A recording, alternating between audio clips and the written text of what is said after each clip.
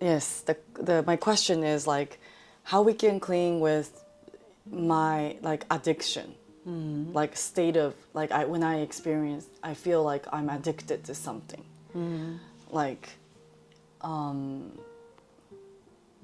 I realize that I'm pretty addictive, like let's say, even though the starting point is like I just wanted to research something, and then I started looking into YouTube, right? And then first I realized I'm excited, I'm enjoying it, and it's really wonderful, and then I feel positive, and then the next moment all of a sudden I realized I'm in this place for so long, and then I feel addictive, like I've been doing this every day, like all of a sudden I realized like I think I'm addicted to watching YouTube. And then once I realized like I don't feel the joy that I feel for the first time just looking into it, and then I don't like it. But when I'm saying this, I just realized that I also don't like that I'm saying I'm addicted either. Like you said, like the previous conversation you said, who's saying I'm addicted? Yeah. Or I don't know, but still that's my experience. So let's say like drinking alcohol, or relationship, or like coffee. Like a lot of information says like drinking a coffee first thing in the morning is not good, but I still want some coffee, all those stuff, like, so yeah. Well, like how what do you think about those addiction, like minor situation to the big things? Okay, what are you looking for? What are you looking for? Is it a satisfaction when you are watching so many YouTube videos? What does it give? What gives it to you? It changes. Like sometimes the right information is something I'm really looking for, or sometimes I feel I'm inspired. So let's say inspiration, or sometimes like a very heavy information, and then that really give me so like exhausted. So Yeah. each time is different. But what I mean is, you say you are addictive to watch YouTube videos. When an addiction has to come with something you are missing, you are looking for. And what you're missing, what you're looking for is being in the void, being with divinity, being in peace, being in love. This is what you miss. So many people are looking for love in alcohol. And then when they drink alcohol, they don't feel those pain they have when they are sober, because they are looking for love, they are looking for God, they are looking for liberation, for peace. And they do something to not get hurt. So they drink alcohol or they take any other drugs, to not feel the pain. But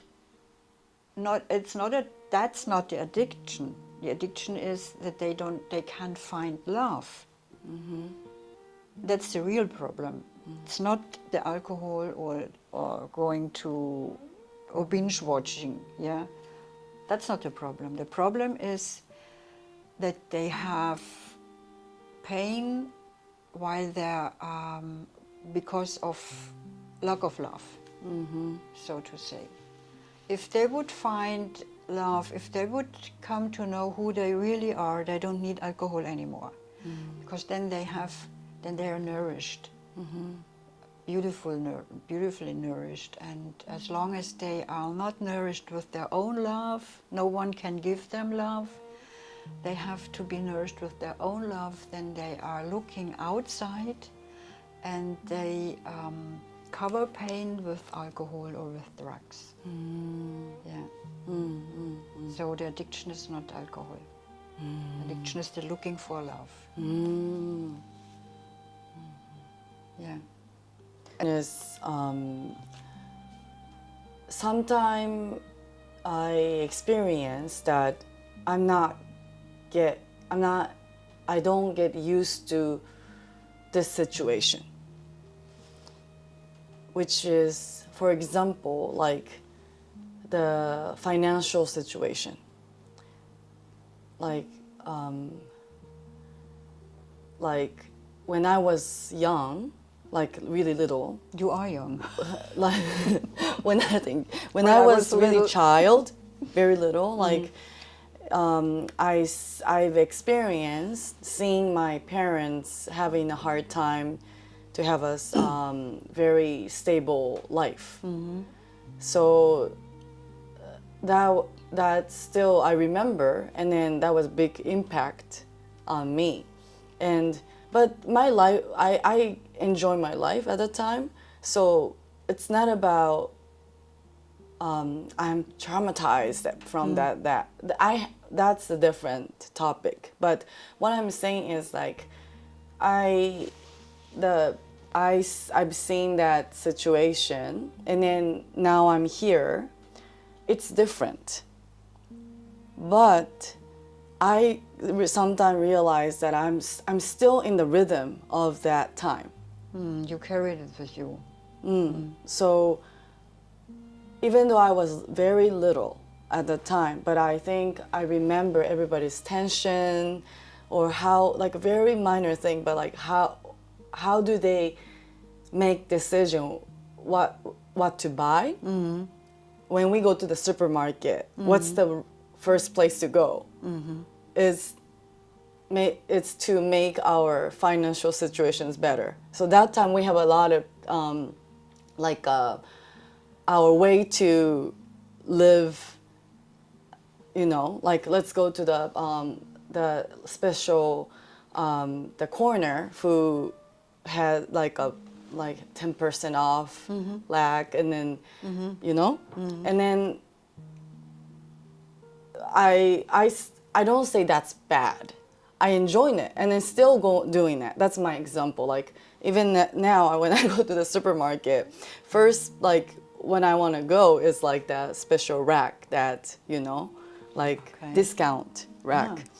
And that's one example. But so many little things that I cannot even explain, but it's all come from that time. And then I don't say that's bad or good, but I realize how much I'm still living in that situation. And then I cannot recall the details at this moment, but sometime I realize like that doesn't fit me anymore. That's that way of doing the skills or techniques to, and then because it doesn't fit, so I often realize like it's so hard to manage it because it's not natural at this moment. You know, kind of what I'm saying. But then those moments, okay, then I'm trying to change the gear. Okay, now trying to make it more adjustable to the current life situation. But then at the moment I realize it's really painful sometimes. Like I feel like I left something very important stuff in the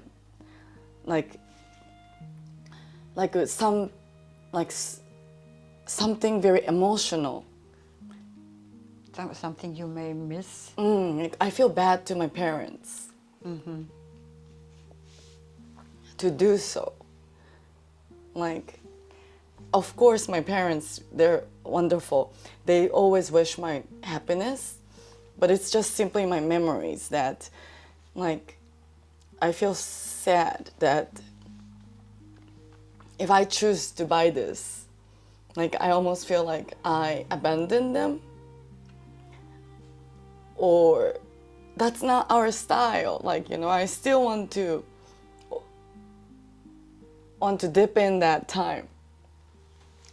So like and then recently I also read some interview with someone that like many people like actually having that, you know, trouble that changing, like I'm not that, but like some successful person like all of a sudden became a billionaire. But the most hard thing is that to fully get used to the lifestyle what the person has right now, because like he went through a lot of really hard time when he was child. So, and then I have my own experience. Maybe it's different, but you know, like a different time. But it's like a parallel world. Like I'm here already, but at the same time, on my right leg are still in that past. Like, we can say it's nostalgia, because that's my beautiful memory back then, like my childhood, right? But still, yes, I often clean, but any message or advice for those kind of experience? I had something and it slipped.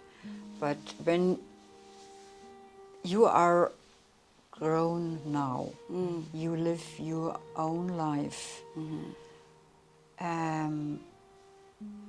you are responsible for your experiences now. Okay. Experiences are made out of memories or out of inspiration. That's you have an experience.